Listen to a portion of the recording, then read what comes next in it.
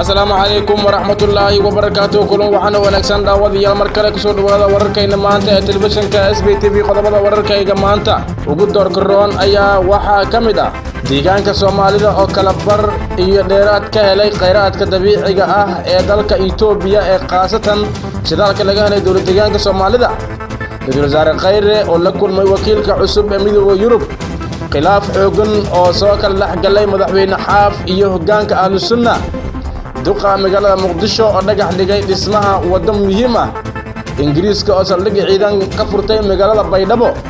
قدبو كلا فافاسان آياتكم غلط دونتان ورركا إيجامانتا ومالنمو أحدا تاريخنا يكون بيغانتا هاي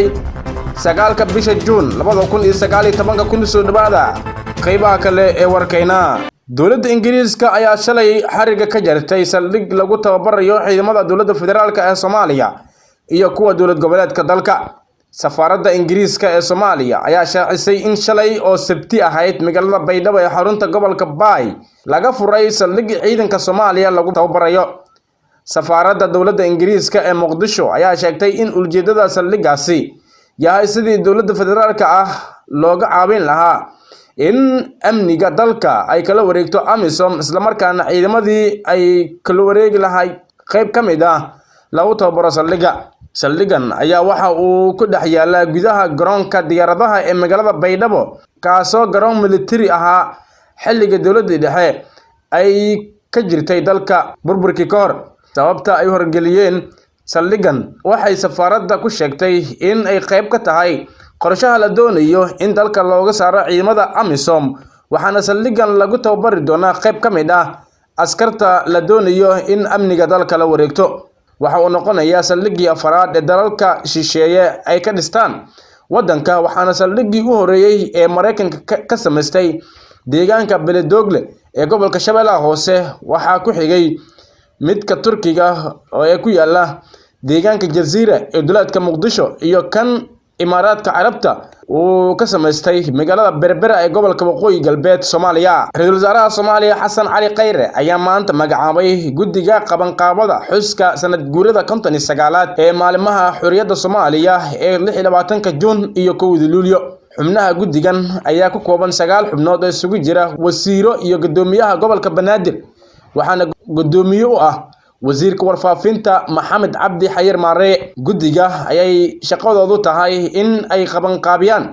xuska maalimaha xurriyadda ee 26 Juun iyo 1 Luulyo in ay si siman u xiriiriyaan hay'adaha shaqada ku leh maalimaha xurriyadda iyo midnimada in ay jaangooyaan qarashaadka ka bixiya xuska in ay magacaabaan guddi hoosaadida farsamo ee xuska iyo in ay kormeeraan hanaanka ay u socdaan howlaha gudahoosaadka farsamo ee abaabulka munaasabadaha qaran. Dadka wadanka Kazakhstan ayaa maanta markii ugu horeysay muddo 30 sano soo dooranaya madaxweyne kadib markii uu dhawaan is-casilay hogaamiyihii hore ee dalkaasi Nur Sultan. Dadka ka faalooda siyaasadda dalkaasi dhaca bartamaha Asia ayaa sheegaya in doorashada axadda maanta dhacaysa uu ugu cad yahay madaxweynaha ku-meel gaarka ee hadda talada haya Kasayma Jomarta oo 66 jir ayaa taageero xooggan ka haysta madaxweynihii hore Nasrul Sultan. Nazarbayev oo 78 jir ayaa xilka madaxtinimada Kazakhstan hayay tan iyo xilligii midowga Sofiyeeti is-casilaadiisii uu xilka kaga tagay bishii March ee sanadkan ayaa aad ugu yaabisay shacabka wadankaasi. hase yeeshee weli waxaa la filayaa inuu si dadban u xukumi doono haddii doorashada maanta uu ku guuleysto Kasayf Jomarta Tokofa. Gudoomiyaha gobolka Banaadir ahna duqa magaalada Muqdisho Mudane Cabdiraxmaan Cumar Cismaan Injineer Riisow ayaa daafuray mashruuc lagu dhisayo wada laami oo isku xirta isgoyska Sinai iyo isgoyska Baar Ayaan ee degmooyinka Warta Nabadda iyo Yaaqshiid. Furitaanka mashruucan waxaa goobjoog ka ahaa gudoomiye ku-xigeenka arrimaha bulshada gobolka Banaadir Basma Amir Jaketi iyo gudoomiyaasha degmooyinka Warta Nabadda Yaaqshiid iyo Boondere. iyadoo dhismaha laamiga ee wadadani ay qayb ka tahay barnaamijka isxilqaan oo uu horay u ilaamiyay madaxweynaha Jamhuuriyadda Federaalka Soomaaliya Mudane Maxamed Cabdullaahi Farmaajo. kusimaha gudoomiyaha degmada Yaaqshiid Cabdifataax Axmed Cali ayaa ka mahadceliyay daafurka mashruucan. Gudoomiyaha gobolka Banaadir ahna duqa magaalada Muqdisho Mudane Cabdiraxmaan Cumar Cusmaan Injineer Riiso waxa uu tilmaamay in wadadani ay noqon doonto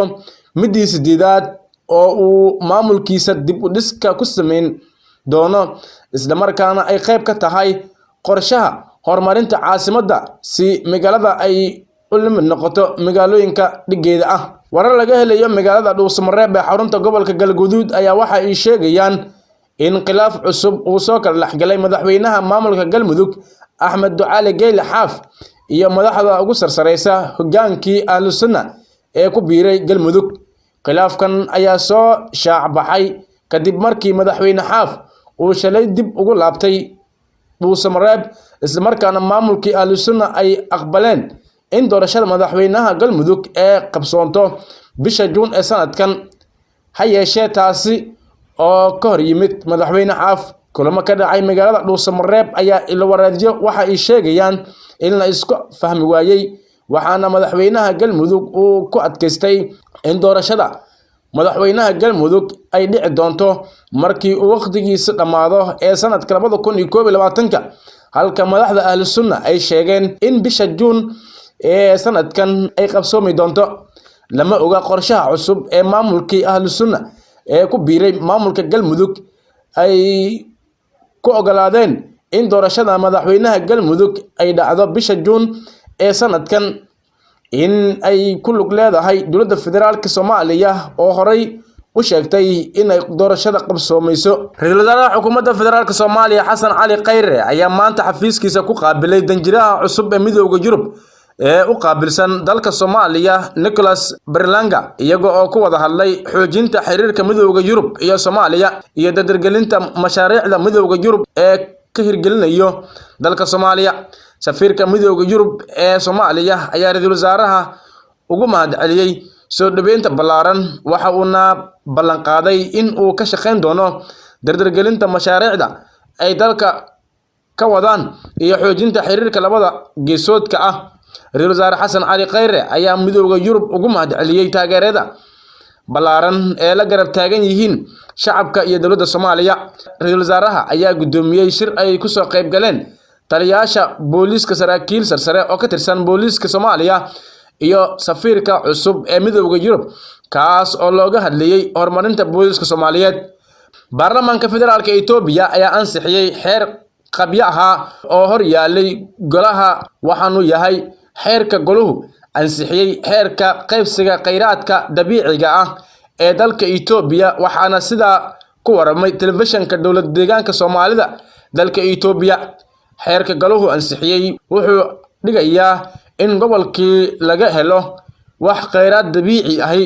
ku leedahay 50, dowladda federaalkuna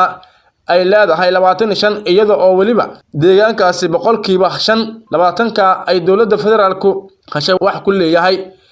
Inta soo hadhay oo 25ka ah si gaarna looga qoondeeyay deegaanada dalka oo dhan. Daawadayaal, intaas ayaan ku soo afmeeraynaa war wixii dalkii daafaca caalamka naga soo gaaray oo aad kala socdaan telefishinka caalamiga SBTV.